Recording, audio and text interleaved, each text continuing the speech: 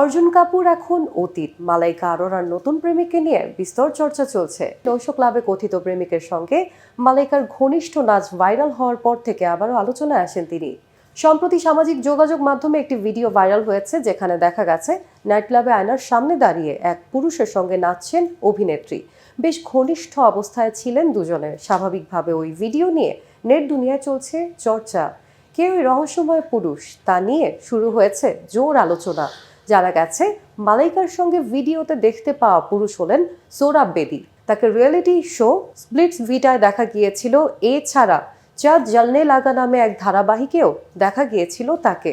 যদিও প্রেমের গুঞ্জনে এখনো সিলমোহর দেননি কেউ, মালাইকা কিংবা সোহরাব কেউই কিছুই বলেননি। তবে নেট পাড়া আপাতত মালাইকার জীবনে নয়া প্রেম নিয়ে কাটা ছেঁড়ায় ব্যস্ত। মালাইকার জীবন বরাবরই বেশ রঙিন। তার জীবনের সঙ্গে জুড়েছে একাধিক পুরুষের নাম। সম্প্রতি ব্যবসায়ী হর্ষ মেহতার সঙ্গে প্রেমের গুঞ্জন ছড়ায়। এনরিকে ইগলেসিয়াসের মুম্বাইয়ের কনসার্টে একসঙ্গে দেখাও গিয়েছিল তাকে।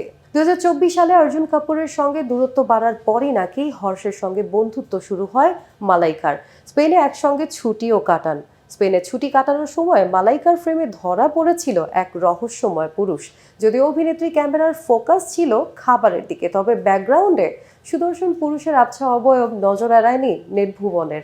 সেখান থেকেই নতুন সম্পর্কের গুঞ্জনের সূত্রপাত হয়, যদিও নিজেই জল্পনার ইতি টানেন এই অভিনেত্রী।